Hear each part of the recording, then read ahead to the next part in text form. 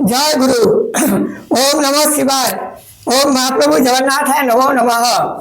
তাহলে দেশ বিদেশে ছড়িয়ে ছিটিয়ে থাকা আমার বাল্যকালের এবং বর্তমানে সকল বন্ধু বান্ধবগণ, আমি আজ কয়েকজন পুরানো বন্ধুর আদেশ মতো একটি ভিডিও তৈরি করলাম।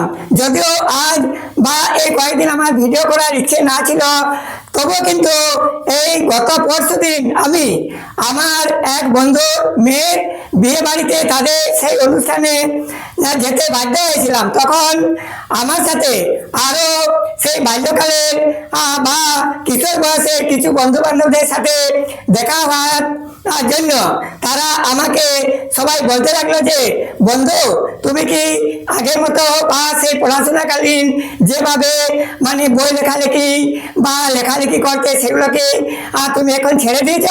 তখন আমি আমার মোবাইল খুলে আমার কিছু বইয়ের কথা মানে বই লিখেছি বলে জানিয়ে দিতে তারা বহুত খুশি হয়ে আমাকে বলতে লাগলো যে, বন্ধু তাহলে আমাদিগকে কেন জানাওনি? আর আমি জানাবোই বা কেমন করি? তাদেরকে এই কথাই বললাম যে আমি জানাবোই বা কেমন করি, কারণ এই তো প্রথম এই 2026 সালের জানুয়ারি মাসে বা জানুয়ারি মাস থেকে আমি বই লেখালেখি শুরু করেছি। তবুও কিন্তু আমি যদি সময় পেতাম তাহলে জানাতাম, কেননা আমি সদা সর্বদাই ব্যস্ত থাকি। তাই আমি খাওয়া মাখা পড়ারও কোনো আমার টাইম টেবিল নেই বা সময় মতো সেগুলো নিত্যকর্ম কর্মগুলো আমি সময় মতো করতে পারি না। আর সেই কারণে তো তারা খুশি হয়ে বলতে লাগলো যে, তুমি যেভাবে এই 2026 সালের জানুয়ারি মাসটিতে আমাদের সকল বন্ধু বান্ধব দিগকে এবং ছোট দিগকেও যেভাবে মানে আনন্দিত করে তুলেছ, যে পুরানো বা সেই যে ঝরা পাতার মনমরিত বিদায় বাসি বাজার প্রাকালে অলিগুঞ্জন মুখরিত বনপথে প্রকৃতি দেবী ঋতুরাজ বসন্তকে যে মুহূর্তে বরণ করতে এগিয়ে আসছে, ঠিক সেই মুহূর্তে কথা জানিয়ে আমাদেরকে যেভাবে মানে পুরানো সালটিকে মানে ফেলে রেখে যেভাবে আমরা দুঃখিত হয়েছিলাম, সেই দুঃখকে মানে মোচন করে এই নতুন সালে আবারও আনন্দিত করে তুলেছ। সেইভাবেই তুমি প্রতি বছরে মানে প্রতিটি আনন্দ উৎসবে তুমি আমাদের জন্য কিছু না কিছু অবশ্যই করে থাকবে বা আমাদের খবর নিয়ে থাকবে। সেই জন্যই আমি আজ আমার কিছু পুরানো বন্ধু বান্ধবদের অনুরোধ মতো এই কবিতাটি আমি লিখতে বাধ্য হলাম।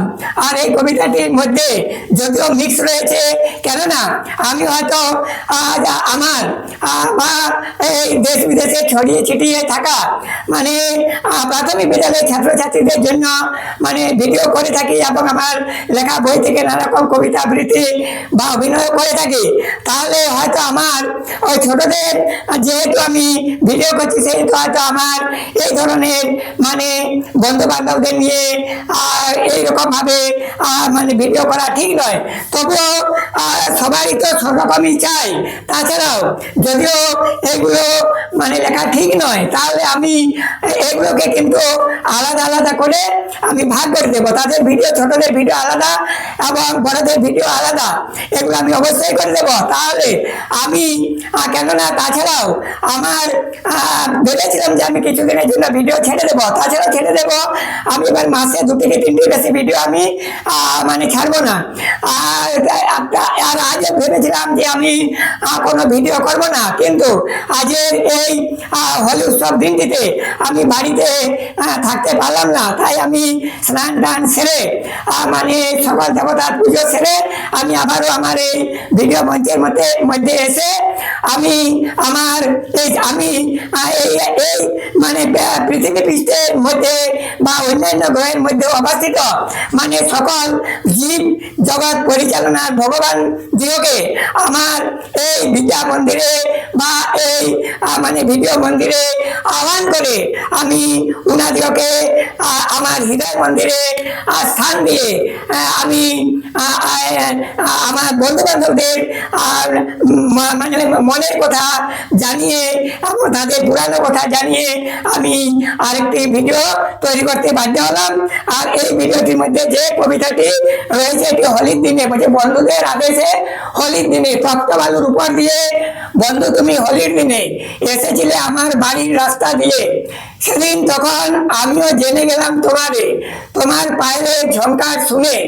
যেদিন প্রথম দেখা দিয়েছিলে তুমি, মনে মনে ভেবেছিলাম সেদিন আমি, তুমি যদি এই জীবনে হতে মোর সাথী, তোমার চোখের ইশারায় আমার চোখে রং করি, তুমি আমার মনের সেই আশা দিয়েছিলে পূরণ করি। তখন কাগজের টুকরো দিয়ে বলেছিলে আমারে তুমি, রৌদ্রে তাপে বালুর গরমে আমার চরণে চামড়া গেছে উঠি। বর্ষার জলে আবারও ভিজে আসবো যেদিন তোমার গলি আমি, সেদিন তুমি দেবে বিছিয়ে রাস্তা ছাড়া চামড়া দিয়ে ঢাকি, যাতে আমার চরণে না লাগে রাস্তা ছাড়ার অজস্র নোংরা বালি। আবার যখন পরের বছর আনবে আমায় তোমার আলোয়, সেদিন তুমি দেবে বিছিয়ে রাস্তা ছাড়া ফুলের রাশি রাশি। সেদিন আমি আসবো দলে কমল ফুলের উপর চলে, তাই জেনে দেখবে সবাই আমার আশা রাস্তায় দাঁড়ায়।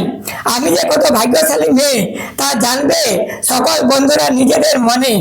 হোলির দিনে বন্ধুদের আদেশে কল্পনায় বা কল্পনা জগৎ থেকে লেখা কবিতাটি, মানে তারিখ দেওয়া আছে বন্ধুদের আদেশে হোলির দিনে। তাহলে হোলির দিনে এই হোলি বলে কি আমি এইভাবে যে কবিতাটি আজ আমি সকালে লিখলাম, আমার মনে পড়ে গেল, আর সেই জন্য আমি সকালে লিখতে বাধ্য হলাম। না তো আমার ওই পুরানো বন্ধু বান্ধবদের মনে মানে একটা দুঃখ থেকে যাবে সারা বছরের জন্য, কেননা এইরকম দিনগুলো তার ফিরে পাবো না।